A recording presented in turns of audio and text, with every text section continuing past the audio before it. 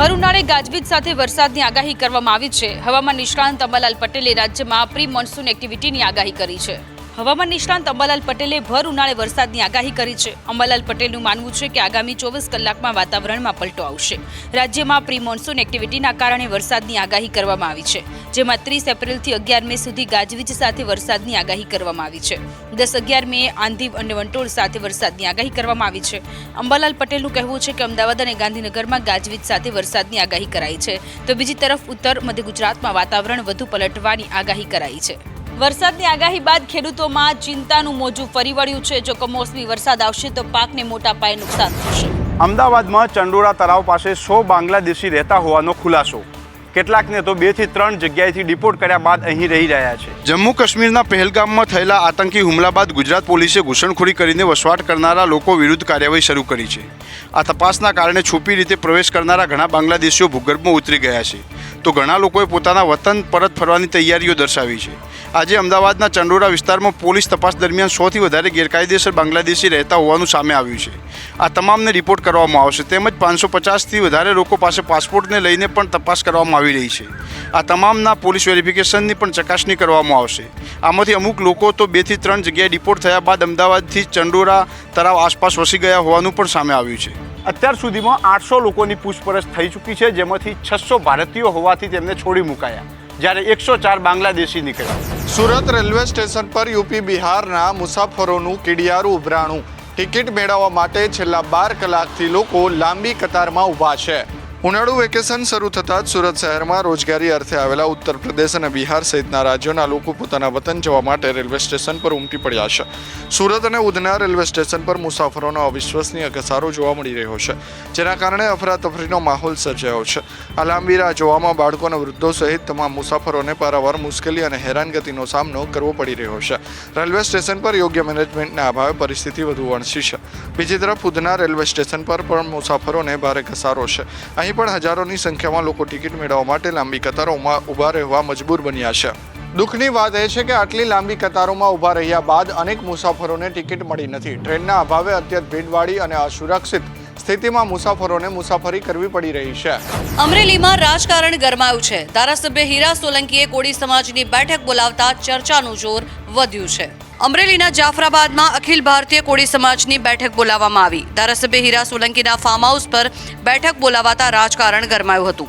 ત્યારે બેઠકમાં કેટલાક હોદ્દેદારોની સમાજમાં નિમણૂક કરવા ચર્ચા કરવામાં આવી હતી, જેમાં કારોબારી સભ્યો, હોદ્દેદારો અને આગેવાનો ઉપસ્થિત રહ્યા હતા। કોળી સમાજના નેતા પરસોત્તમ સોલંકીની તબિયત નાદુરસ્ત હોવાથી હવે તેના ભાઈ હીરા સોલંકી કામગીરી કરી રહ્યા છે। ત્યારે ઓચિંતા જાફરાબાદની બેઠકને લઈ રાજકારણ ગરમાયું છે। કોળી સમાજના પ્રમુખ હીરા સોલંકીએ આ મેળાવડો કોઈ રાજકીય બેઠક ન હોવાનું જણાવ્યું હતું। અમદાવાદ વાસીઓને વધુ એક નવો બ્રિજ મળશે।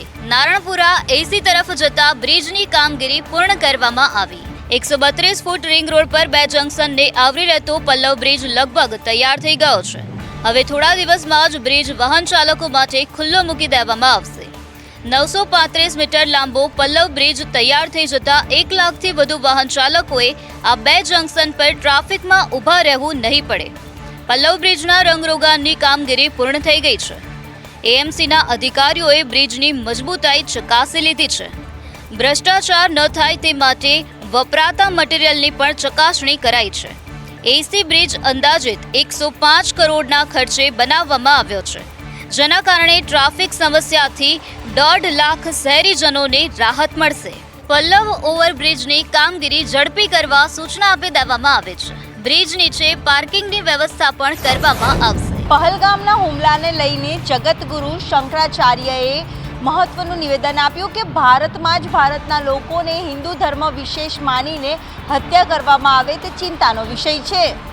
हिंदू धर्मावलंबी और मुस्लिम मजहब वालों से भी हम अपेक्षा करते हैं कि इस समय उन्हें आतंकवाद के खिलाफ बोल करके अपनी भारतीयता सिद्ध करना चाहिए। किसी को भी भारत में निवास करने वाले किसी भी समुदाय के व्यक्तिगत या समष्टिगत किसी को भी यह अधिकार नहीं है कि वो आतंकवादियों को प्रोत्साहित करे। ધર્મગુરુ હોય કે પછી ભારતની અન્ય કોઈ જનતા દુનિયાભરમાં ભારતની સામે થયેલા હુમલાને લઈને વખોડવામાં આવી રહ્યું છે અને લોકોમાં પણ તે જ પ્રકારે રોષ વ્યાપી રહ્યું છે અને ભારત પાસે હવે જડબાતોડ જવાબની આશા રાખી રહ્યા છે. રાજ્યમાંથી ઘૂસણખોરોને બહાર કાઢવાની કામગીરી ચાલી રહી છે. ત્યાં બીજી તરફ ભારતમાં આવી બનાવટી દસ્તાવેજોના આધારે ભારતીય બની બેઠેલા લોકોએ બંગાળી ભાષામાં બોર્ડ લગાવી દુકાનો ખોલી દીધી છે. સુરતનો રામપુરા વિસ્તાર જાણે બંગાળનો હોય તેવો માહોલ છવાયો છે. જ્યાં જુઓ ત્યાં બંગાળી ભાષામાં બેનર જોવા મળ્યા છે. વિસ્તારમાં અનેક બાંગ્લાદેશી રહેતા હોવાની આશંકા છે. સુરતના રામપુરામાં રેસ્ટોરન્ટ અને હોટેલમાં બંગાળી ભાષામાં બેનર લગાવ્યા છે, તો સલૂન, મની ટ્રાન્સફરની દુકાનોમાં પણ બંગાળી ભાષામાં બેનર લગાવેલા છે. અને આ વિસ્તારમાં સૌથી વધારે ગેરકાયદેસર બંગાળીઓ વસવાટ કરી રહ્યા હોવાની વાત સામે આવી છે. તો વરાછા વિસ્તારમાં આવેલા ત્રિકમનગર, જવાહરનગર, અંબિકાનગરમાં બાંગ્લાદેશી નાગરિકોનું સર્ચ ઓપરેશન વરાછા પોલીસ દ્વારા કરવામાં આવ્યું હતું. અત્યાર સુધીમાં 1000થી વધુ વ્યક્તિઓની તપાસ કરાઈ છે. છેલ્લા 7 વર્ષમાં અનેક દુકાનો ઉપર બંગાળી ભાષામાં બેનર લાગી ચૂક્યા છે. પોલીસ તેની તપાસ કરી રહી છે. જે ખોટા નીકળશે તેમને તગેડી મુકાશે. રાજ્યમાં કાયદો અને વ્યવસ્થાની સ્થિતિ કાબૂમાં રાખવા અલગ અલગ જિલ્લાઓની પોલીસ સક્રિય થયેલી છે. આજે કચ્છ ખાતે ગેરકાયદેસર મકાન પર બુલડોઝર ફેરવવામાં આવ્યું. અમદાવાદના વસ્ત્રાલમાં અસામાજિક તત્વોનો વિડીયો વાયરલ થયા બાદ રાજ્યભરની પોલીસ એક્શન મોડમાં આવી હતી અને તમામ જિલ્લામાં ગુંડાઓના લિસ્ટ તૈયાર કરવામાં આવ્યા હતા. જેમાં સૌથી પ્રથમ આરોપીઓના ગેરકાયદેસર ઘરો પર બુલડોઝરની કાર્યવાહી કરવામાં આવી હતી. જેમાં આજે અંજારના સિનોગ્રા ગ્રામ ખાતે આરોપી અનવર ઉર્ફે અનુડો કકલના રહેણાંક મકાન પર બુલડોઝર ફેરવી દેવામાં આવ્યું છે. સ્થાનિક પ્રશાસન અને પોલીસ સુરક્ષા વચ્ચે ડિમોલેશનની કાર્યવાહી કરવામાં આવી છે. પોલીસે બુલડોઝરની કાર્યવાહી કરી સરકારી જમીન ખુલ્લી કરી હતી. આરોપી અનવર સામે પ્રોહિબિશનના 6 જેટલા ગુના નોંધાયેલા છે. ગૃહ રાજ્યમંત્રીના કાયદામાં રહેશો તો ફાયદામાં રહેશો સૂત્રને લઈને રાજ્યભરની પોલીસ કામગીરી કરી રહી છે. રાજ્યમાં કાયદો અને વ્યવસ્થાની સ્થિતિ કાબૂમાં રહે તે માટે પોલીસ કામગીરી કરતી નજરે ચડી રહી છે. જો તમે કાર ભાડે આપતા હોય તો ચેતી જજો, કારણ કે અમદાવાદ શહેરમાં એક શખ્સે કાર ભાડે લઈને બારોબાર ગીરવે મૂકી દીધી છે. અમદાવાદ શહેરમાં અજય ઠાકોર નામના શખ્સે ભત્રીજાની બાબરીમાં એન્ટ્રી પાડવા માટે થાર ગાડી ભાડે લીધી હતી. અજયે થાર કારનો માલિક ચિરાગ પરમાર પાસેથી 24 કલાકના 7,000 અને 15,000 ડિપોઝિટ સહિત કુલ 22,000 રૂપિયા ચૂકવી દીધા હતા. પરંતુ અજયે પોતાના મિત્ર હસ્તક મહિન્દ્રા થાર કાર જયસિંહને ગીરવે આપી 6 લાખ લઈ લીધા. થાર કારને ભાડે લીધાનો સમય પૂરો થતાં અજયે ફોન સ્વિચ ઓફ કર્યો હતો. જ્યારે થારના માલિક ચિરાગે જીપીએસ ટ્રેક કરતા કાર નિકોલ વિસ્તારમાં પડી હોવાનું સામે આવ્યું હતું. જ્યારે તપાસ કરવામાં આવી ત્યારે સમગ્ર ભાંડો ફૂટ્યો હતો. ચિરાગે અજય ઠાકોર સામે સમગ્ર મામલે ચાંદખેડા પોલીસ સ્ટેશનમાં ફરિયાદ નોંધાવી છે. અગાઉ પણ અમદાવાદ શહેરમાં સેલ્ફ ડ્રાઈવ માટે કાર આપતા વેપારીઓ સાથે ઠગાઈ કરતી ટોળકી ઝડપાઈ હતી. ત્યારે આ કેસમાં આરોપીને ઝડપી પાડવા પોલીસે ચક્રો ગતિમાન કર્યા છે. બનાસકાંઠાના પાલનપુરમાં દેશવ્યાપી સાયબર ફ્રોડનો પર્દાફાશ થયો છે. ઓનલાઈન ગેમમાં સસ્તા ભાવે કોઈન આપવાના નામે રૂપિયા પડાવનારને ઝડપી પાડ્યા. બનાસકાંઠાના પાલનપુરમાં બંગલો ભાડે રાખીને દેશવ્યાપી ઠગાઈ રેકેટનો પર્દાફાશ કરવામાં આવ્યો છે. જેમાં સ્ટેટ સાયબર સેલ અને સીઆઈડી ક્રાઇમે રેકેટ ઝડપી પાડ્યું છે. ઇન્સ્ટાગ્રામના માધ્યમથી લોભામણી જાહેરાત કરતા હતા અને લોકો પાસેથી રૂપિયા પડાવતા હોવાની વાત સામે આવી છે. મહારાષ્ટ્ર, પશ્ચિમ બંગાળ, કર્ણાટકથી પોલીસને અલગ અલગ અરજીઓ મળી હતી, જેના આધારે કામગીરી કરવામાં આવી હોવાની વાત સામે આવી છે. મોબાઈલ લોકેશનના આધારે ઠગબાજ પકડાયા છે. 21 રાજ્યના લોકો પાસેથી કોઈનના નામે રૂપિયા પડાવવામાં આવ્યા છે. મોબાઈલ લોકેશનના આધારે ઠગબાજોને ઝડપી લેવામાં આવ્યા છે અને તેમના પાસેથી તપાસ કરતા 25 બેંક ખાતાઓમાં 2.11 કરોડ જમા થયા હોવાનું જાણવા મળ્યું છે. મોટાભાગના આરોપી કોલેજમાં અભ્યાસ કરતા વિદ્યાર્થીઓ છે. આરોપી પાસેથી 13 મોબાઈલ, 40 જેટલી પાસબુક અને 88 જેટલા ડેબિટ કાર્ડ મળી આવ્યા છે.